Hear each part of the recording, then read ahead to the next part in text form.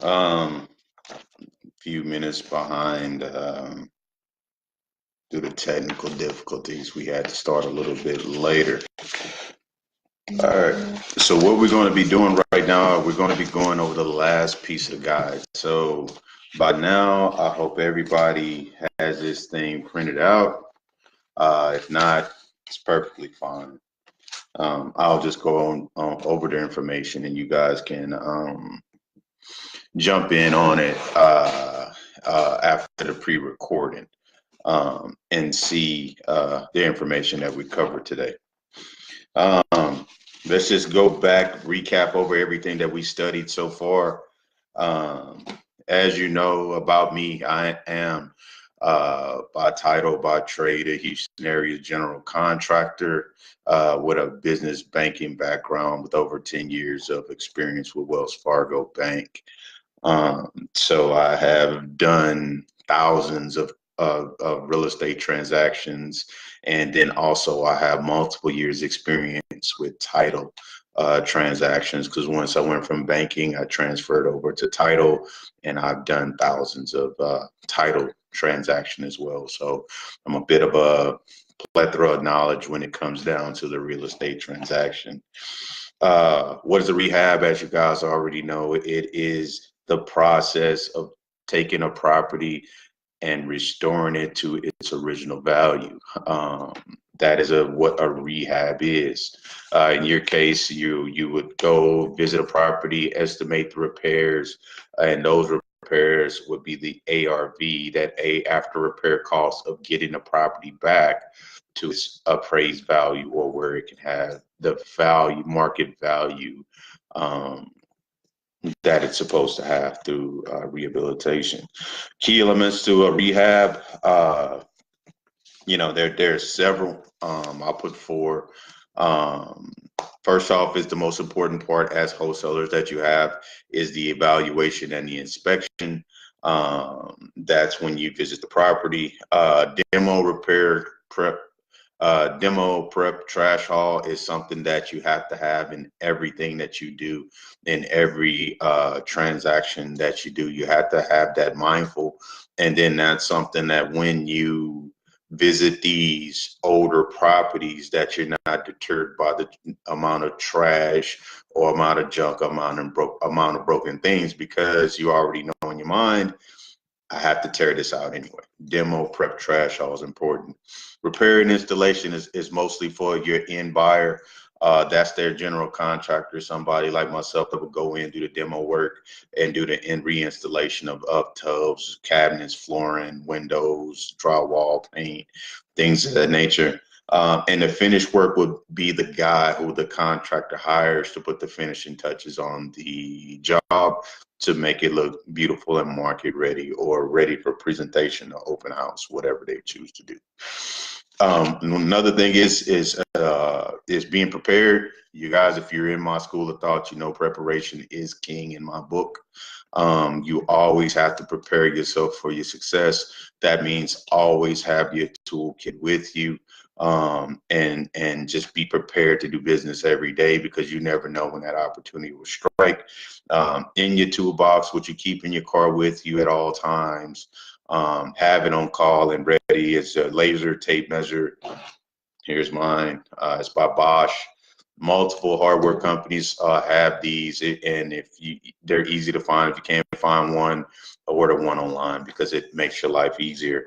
Pen and paper.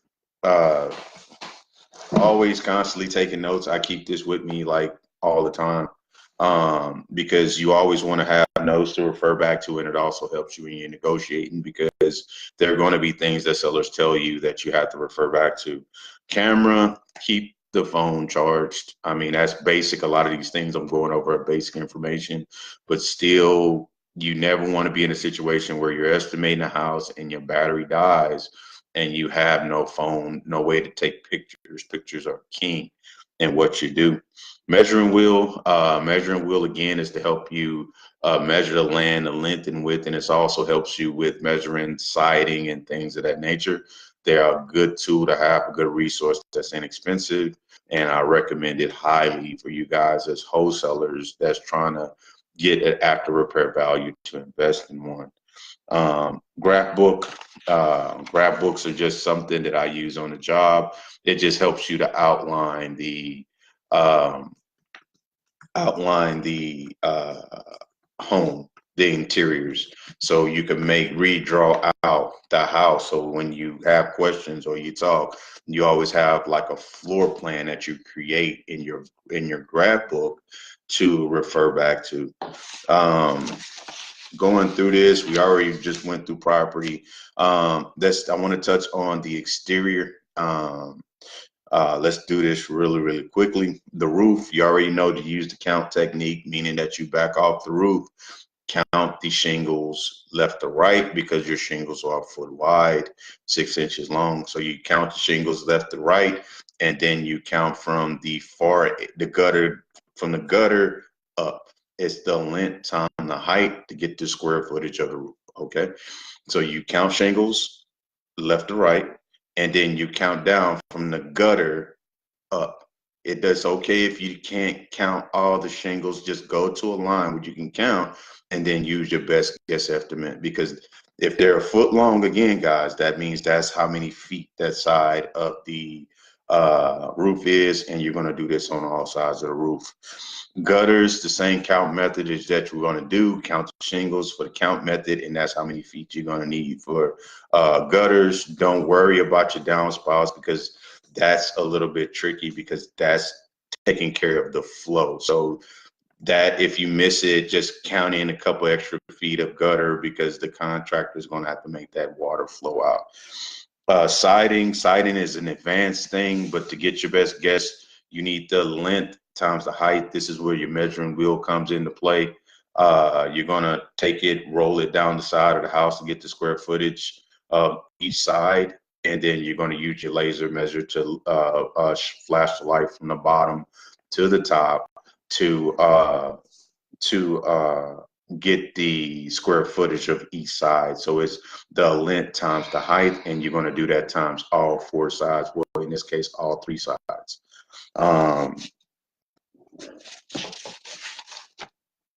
Masonry brick is another brief one that we go over. Those are just decoratives. It's the length times the height. You could take your laser measure and do that length times height, and then you'll know how much brick you need. Paint, you're gonna do the same calculation as you would with the siding. Windows is simple. You just count the number of windows that you need. Garage doors, you just do a thorough examination of garage door, make sure it's not broken and that it's functional. Landscaping, you're gonna need your measuring wheel. It's the length of the yard times the width of the yard. So from the front yard to the backyard, and then from gate to gate is how you get that. And concrete cement, that's another advanced one. Easiest way you go from your garage door and you walk your way to the street, and then you go from one side of the driveway to the other side. You multiply the length times the width, and then you will multiply that, and then I gave you a number to get that estimation. So that's just a brief overview of what we've already covered. Now let's go to the interior. Interior, guys, is where you're going to spend a lot of your time as wholesalers when you go out and you do these estimations. So the first one we're going to start off on, the most common one, is your drywall. Drywall is a fairly easy one to look for, because what only thing you're pretty much looking for are warped or stained panels, whole, cracked, old texture. You know, it's kind of like those common sense things that you look for issues in, and you're also looking for cracks in the seams, meaning that the corners or the seams, and in the wall itself. And again, guys, you don't have to be a contractor to know what's bad. If it looks bad, just go ahead and remove it. So as you go throughout the house, you're looking. If it's an older home, You always, I believe, I'm a strong believer in keeping what you can keep. This is personal judgment. If the wall is fine, just repaint it. That is what a lot of seasoned investors doing. I remember my method that I'm teaching you guys are on the buy and hold. So the overall goal of it is to make savings, because remember, the more you save is the more you keep. And keeping is the goal, making your every transaction as profitable as possible, and leaving some issues to the your end buyer to do their own due diligence to know if they want to replace it or not. Don't take away from yourself, and don't try to be your investor, because the simple fact is some investors just do the bare minimum to get that product back on the market. So you have to be mindful of who your customer is. So to calculate the drywall, say you're going to do a basic room, you're going to need the total square footage of the wall. So you take your laser measure, you go to the farthest end of the room. So that means the back of the room you're measuring. You're going to butt this measure to the end, and you're going to flash it to the far end of whatever room you're measuring. Then after that, you're going to write that number down. Then after that, you turn it over, and you're going to go with the height from the floor to the ceiling. So that's the length times the height to get the total square footage of the wall.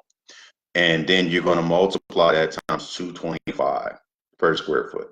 You need all three walls, but it's the length times the height. And then for the ceiling, it's going to be the length times the width. You need the square footage of the room. So you would use the same method for the floor to get the ceiling. The length times the width to know the square footage of the room, to know how much ceiling you're going to put in. Ceiling costs are going to be the same, 225 a square foot, to give you the rough estimate of what it's going to cost to rip everything out and replace it. Cabinets, again, cabinets are an easy one. One of the things you want to do, if the cabinets are present, just count the number of cabinets that you have. Cabinets are going to be the same thing. They're all cabinets are 3 feet high.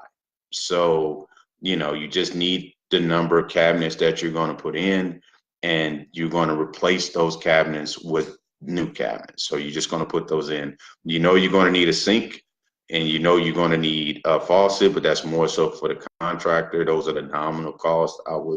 I wouldn't put too much emphasis on that. You just need the major costings in there, and that's the cabinetry. So count how many cabinets you're taking out, and then you're going to put those same number of cabinets back in. Countertops, those are a fairly simple thing. You're going to need the depth and the length.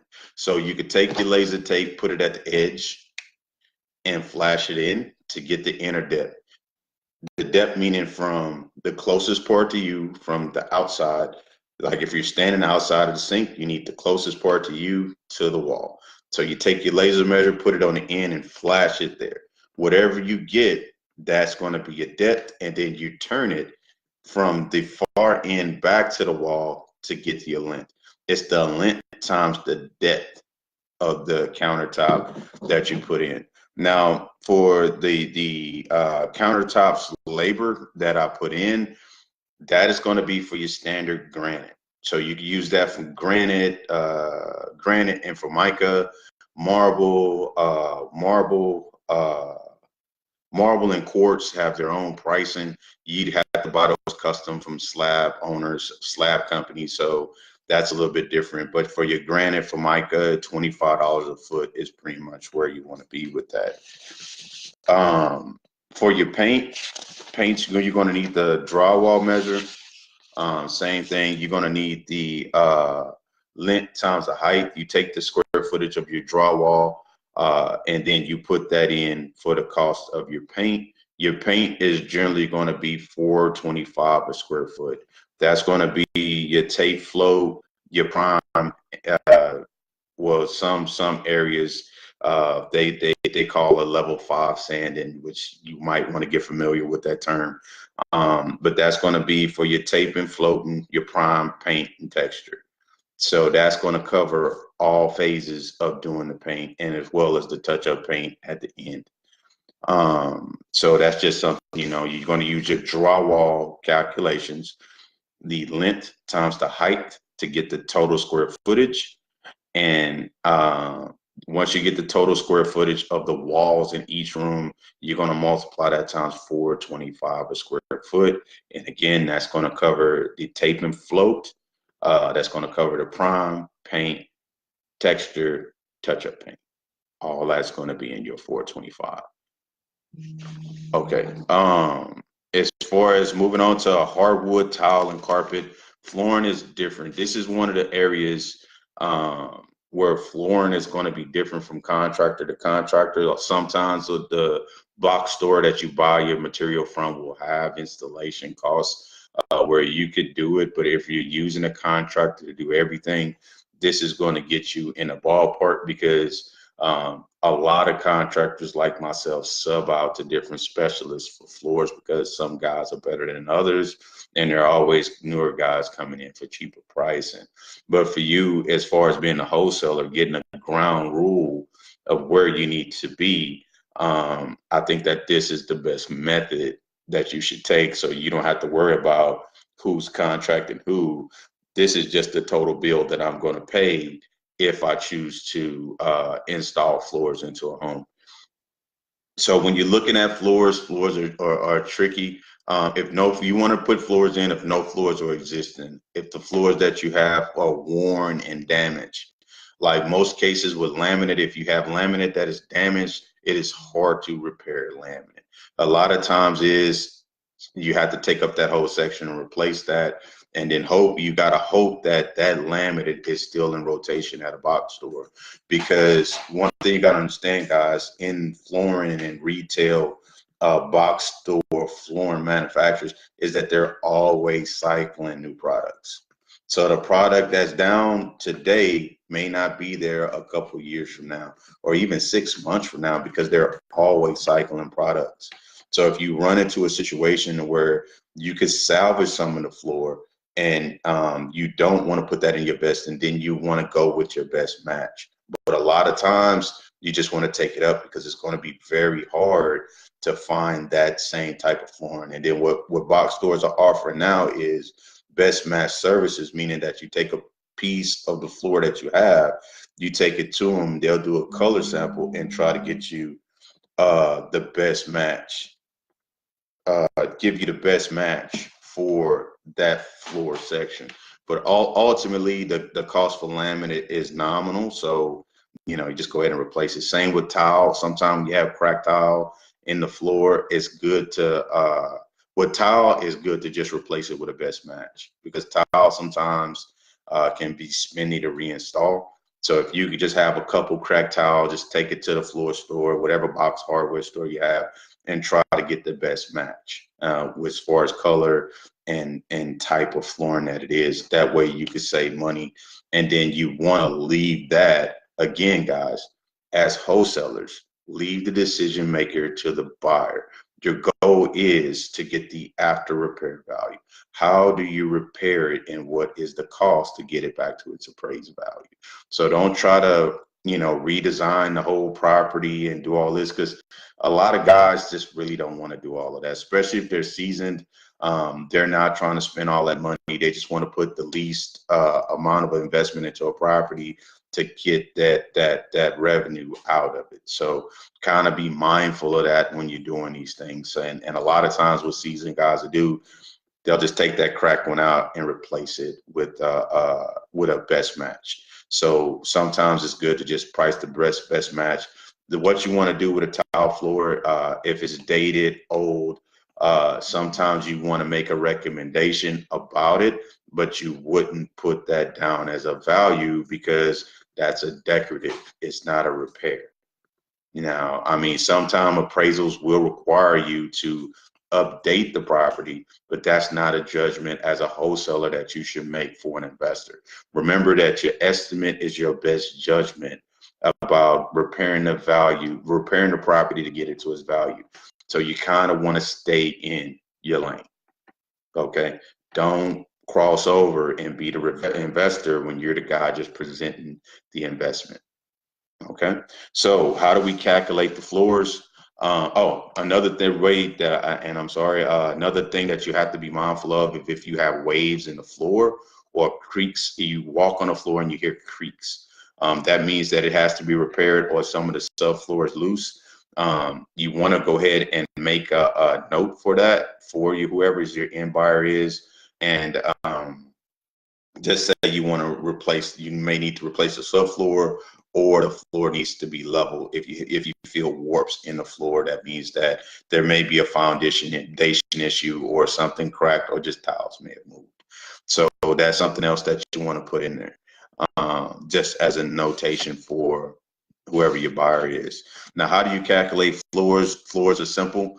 Take your laser measure, you go to the furthest wall in the back. It don't matter even if it's in a closet. Sometimes a good trick is, even if there's a closet, you open the door and you go all the way, however you can get to the furthest point of the room, and you flash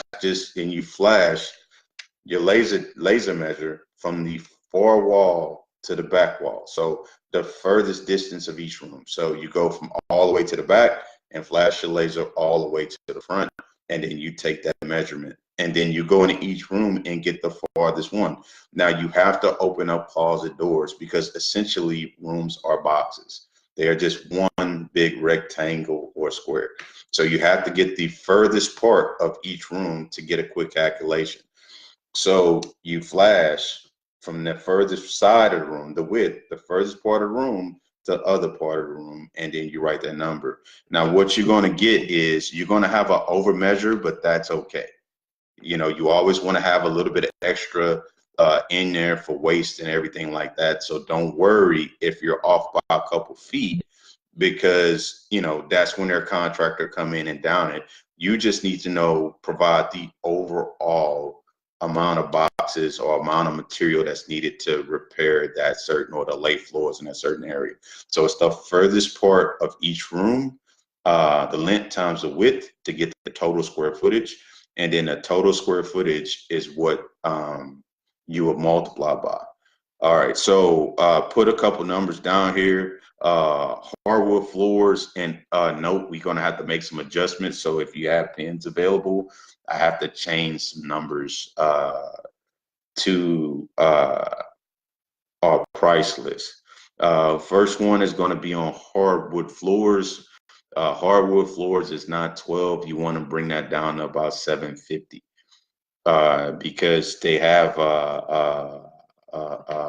it's been a little bit of change. I got that wrong. So it's going to be for hardwood $7.50 a square foot to install your hardwood. That may go up to 12 from time to time, but a lot of the times it's going to be 750. For your laminate flooring, you're going to leave that at 825, only because the cost of quality padding has gone up. Because when you lay laminate, you had a laminate itself, the padding and the demo, the baseboards, and the trim. So I've added all of those into this number. So you want to make sure that you account for the padding, because the padding is tricky. I've seen padding now about 275 a square foot. So you need to be careful when you watch that, but you may come out to be less than 825. That's okay. If you round up in that $4 range or whatever, you know, you just scale it back. But this is for mid-range quality flooring. So just be mindful, guys, that I did have a typo in there. So scale that number back to probably about $5.25, $6 a square foot. But if you put in quality flooring, $8.25 will be where it is. It just depends on where you're going. So if you're not too comfortable, don't go below $4.50, because the cheapest piece of laminate I've ever seen you can get in is about 59. Well, no, they had a sale at Floor & Decor here in Houston, so about 49 cents a square foot, but that's for cardboard laminate. So be mindful of that. So you never go past 450, but 825 is just for the costing of the pad that is going up. Tile, the number is way off. Tile is not $18. Tile for a good tile, you're going to be looking at about $5.25, and that's going to be for the mid-range porcelain that guys are starting to put in. Ceramic is going to be a little bit less. So the tile number is going to be adjusted. I'm going to put this on the PDF calculator that I'm about to put out, that these numbers are going to be adjusted on the calculator, but they're wrong on the guide. You want to make your tile numbers about $5.25 a square foot. That's going to be for a mid-range porcelain, assuming that the seller or the buy-in buyer uses boxes of tile at about $32.50 a box. So $5.25 is the number. So I want you to X through the $18 number because that number is incorrect. Carpet is $5.65. Carpet is tricky. This is going to be for the mid-range. Don't be confused about going to the carpet store and seeing carpet for 69 cents, 39 cents. It's not the carpet where you spend the money. You spend the money on the carpet padding. The padding sometimes can cost you more than a carpet because the padding is non-negotiable. Now you have a thin pad to where if you walk on it, it feels like you're walking on the floor. The low quality, you can get that like 69 cents a square foot. But to have a good, decent quality carpet, you're going to have to spend $1 in the range of $1.25 and upwards. And then that 69 cents a square foot carpet is very, very thin, and they normally don't use those in residential homes in the grand scheme of things. If they do, then the cost of the pad will be more. So $5.25 is a good range because you're going to spend about $1.50, $2 to have it installed. So those are the numbers on flooring, but the $5.65 can scale back, but that's just preparing yourself if your end buyer plans to use a mid-grade carpet and a mid-grade carpet padding. So that's why the number is what it is. Doors are very simple. Doors is just to you just count the number of doors that you need, and then that's the number of doors you're going to replace. The cost to install doors are $250. Now again, guys, you can get doors installed for less, but you have to assume that your end buyer is getting a mid-grade door if he's going with the cheap door, because you could buy doors for $69 at some box stores, and then it's okay for some investors to buy those doors, but you're still going to be charged by the contractor a little bit more. That's where the difference in pricing comes. But what I've seen down the middle is that more people are going with the better quality door, and then contractors are charging a little bit more to install these quality doors, to rip out the trim, reshim it, reframe it, and reinstall it. You want to assume $250, but the answer is yes, you can get it installed for less. But again, remember what I always prepare you guys for is prepare your end buyer for the worst case, meaning that it has that they have a lot of work to do on the doors. They have shimming, reframing and everything to go with painting and everything like that to be done to it. So if you have to scale back, that's perfectly fine, but don't be the guy that's trying to get the lowest cost on material and then your number's too low and you have to go back and renegotiate your whole deal because your numbers were too low. Because you don't want to reduce the value of any asset that you're presenting to any end buyer. You want to add value, max value to everything that you install. So just be mindful that yes, you can, but always in your estimates, give the worst case scenario and be able to scale that back, because the less they spend, the more money that buyer can keep in their pocket. Trim and molding. This is something that's tricky from state to state and is getting trickier.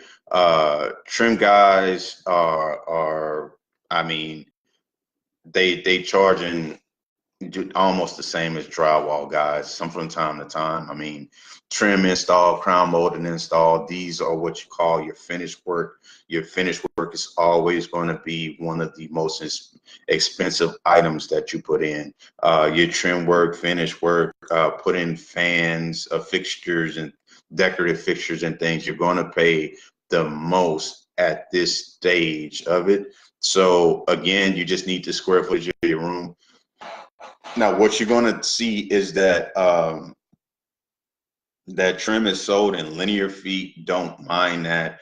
Just buy it by the square foot, and you'll be good to get you in a ballpark. Because explaining the linear feet to everything is it's just not worth it, and it's not nothing that's really imperative to what you do as a wholesaler. So you want to be mindful. Just get the square footage of the room of each wall, and then you multiply that time the amount of trim that you need, and then you multiply that time 350 per square foot. Again, guys, you can get it less than 350, but what I've seen around is that some trim guys charge more for trim crown molding than they almost do to install the wall. So just prepare yourself for that shock. You can get it for less, but again, prepare yourself for that. If the only contractor this guy can find over prices for his trim and crown molding work, you already have that number shock involved into your estimate. Okay, so again, guys, the purpose of this guide is not to be exact. Yes, there are other variables included in estimates, but as the wholesaler, you have to understand your lane. Your goal is to get the after repair value to what it takes to repair it. All those extras, that's an end buyer. So your estimate has to be based on that and not every single need that happens, because you're not going to be able to go and know how many switch plates, how many sinks, how many pipe kits, how many vent covers you're going to need, how many door door hangers that you're going to need. There's going to be so many little things involved in that process to where you can't involve yourself to everything as far as doing estimates. There's got to be some things that you're not willing to do, and that is just if you're off by a couple $100 or even $1,000, that's perfectly fine, because these guys can do it in their due diligence. You just want to sweat the big stuff, the after repair value. This is what it's going to take. Okay, so guys, that's all there is to it. I'll be going over this guide and bits and pieces over time. I'll repost this. I'll go over these things, and so you guys will get a more in-depth knowledge. Here soon, what I'm going to start doing is applying resources and exposing you guys to other investment strategies throughout the industry and creating this group to be a resource. Another thing that's coming down the pipe here next week, I'm going to be holding a course online. I'll be doing a live webinar. I only have enough room for 10 people at a time. So it's going to be kind of exclusive to where I'm going to give you all the nuts and bolts from starting with the idea and manifesting that all the way out throughout the process. This will be for charge. It's $25 to join the webinar. It's very nominal.